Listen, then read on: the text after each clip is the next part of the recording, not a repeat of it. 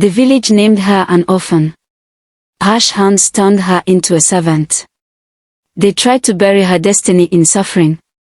But they never knew that the same girl they mocked would one day rise beyond their imagination. This is the story of Chamaka. A tale of pain, patience, and a destiny no wicked heart could destroy. Long ago, in a distant village called Umoi, there lived a beautiful young girl named Chiamaka. Chamaka lost both her parents at a very young age. After their burial, her mother's elder sister, Aunt Efora, took her into her home. Aunt Efora was a widowed woman with 4 daughters. She had lost her husband shortly after giving birth to her last child and had since raised her children single-handedly. To provide for them, she owned a small grocery store in the village market. At first, Chiamaka believed she had found refuge. But soon, her life turned into a nightmare. Instead of treating Chamaka like family, Aunt Efora turned her into a housemaid. Chamaka did all the household chores, cleaning, cooking, fetching water, washing clothes, while her aunt's daughters lived in comfort and laziness. Any moment Chamaka tried to rest, Aunt Efora would rain insults on her. "You useless girl. Must you sit down before I remind you of your place?" she would shout. Often, Chamaka was starved for an entire day as punishment for offenses she never committed. Only one of Efora's daughters, Adobe, showed Chamaka kindness. Whenever she could, Adobe secretly shared her food with her cousin, unable to watch her suffer. Aunt Efora never bought Chamaka new clothes. She wore only her cousin's old, worn-out garments. Worse still, Chamaka was never allowed to attend school. While her aunt's daughters attended the best schools in Umoi, Chamaka remained at home, burdened with endless chores. Every morning, Chamaka woke up at 4 a.m. to prepare breakfast before beginning another exhausting day. There was never a moment of peace for her. "You good-for-nothing fool," her aunt would scream. "I should have left you in your dead parents' house to rot." Thus, Chamaka endured years of emotional and physical abuse. Yet, despite her suffering, Chamaka never lost her gentle spirit. She sang while she walked. She smiled even through tears. She chose kindness over bitterness. By the age of 20, Chamaka had grown into an elegant, radiant young woman. Her beauty and humility began attracting suitors, some wealthy, some influential. Many men came to ask for her hand in marriage. But Aunt Efora's jealousy knew no bounds. Each time a suitor arrived, she spoke wickedly about Chamaka, tarnishing her image and redirecting the men toward her own daughters. Time after time, Chamaka was rejected, not for her character, but because of her aunt's lies. Efora was furious that men admired Chamaka while none sought her daughters. Determined, she vowed never to let Chamaka marry. But Efora did not know that destiny had already chosen Chamaka's reward. One fateful day, Aunt Efora sent Chamaka to the village market to buy foodstuffs. While there, Chamaka met a young man named Obinna, who offered to help her carry her purchases with his wheelbarrow.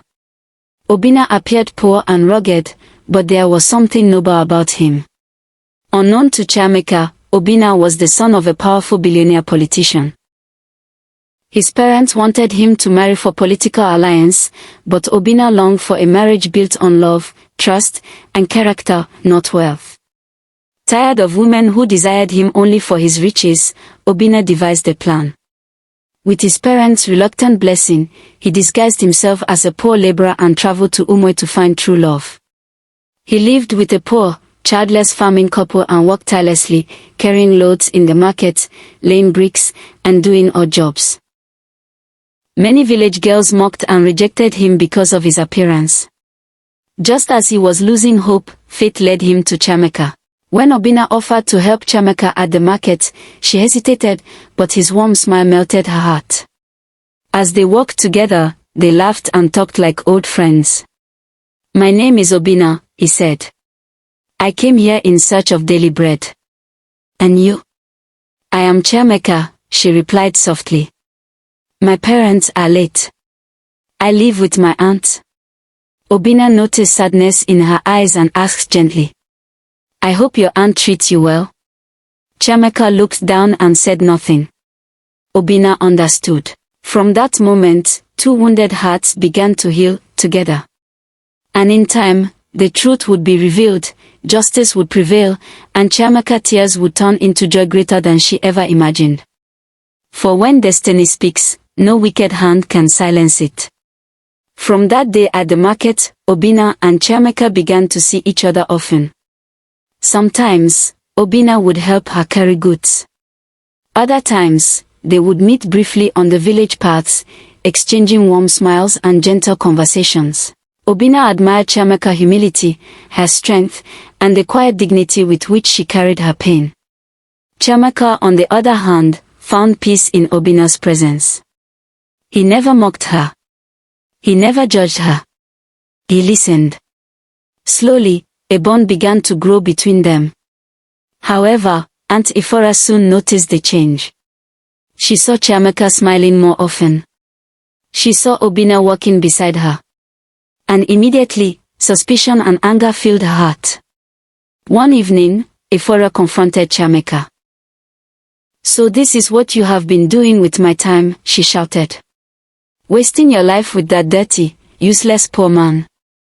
Chiamaka knelt down in fear, tears rolling down her cheeks. "Auntie, he is only kind to me," she pleaded. "He helps me carry loads, nothing more." Efora scoffed bitterly. "Is this the kind of man you think you deserve? A poor laborer with nothing to his name. You are a disgrace." From that day on, Auntie Efora increased Chiamaka's suffering. She doubled her chores, starved her more often, and warned Obinna to stay away from her house. But Obinna was not discouraged. One evening, under the moonlight, Obinna gathered courage and spoke to Chamaka. "Chamaka," he said softly, "I may look poor, but I promise you this, if you choose me, I will never let you suffer again. I may have nothing today, but I have a heart that loves you truly." Chamaka's heart trembled. "No one has ever spoken to me like this," she whispered. "But my aunt will never allow it." Obinna smiled calmly. "Leave everything to time," he said. Truth always reveals itself. Months later, Obinna sent a message to his parents. The day of truth had come.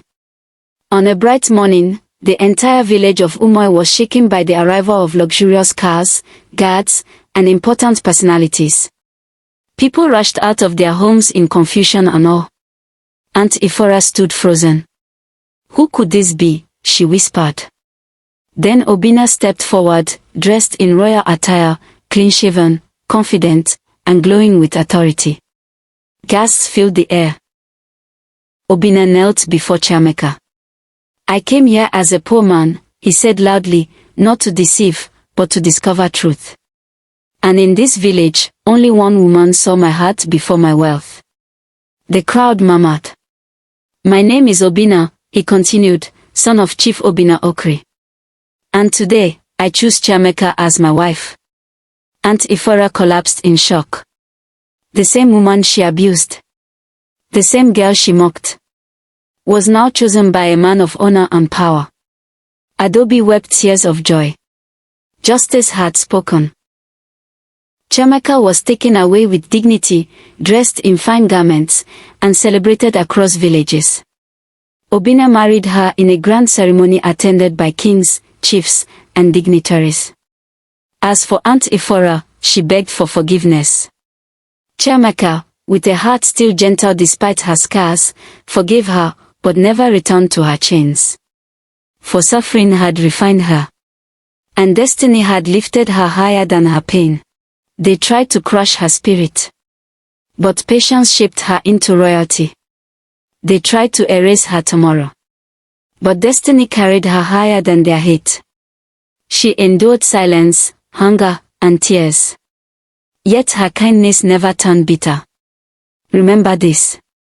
Kindness may suffer for a season, but it never loses its reward. Because when destiny finally speaks, no wicked hand can silence it. If you were Chiamaka, Would you still choose kindness and forgive Aunt Efora for everything she did to you, or would you punish her for her wicked acts? Tell us in the comments, we want to know what you think about this story.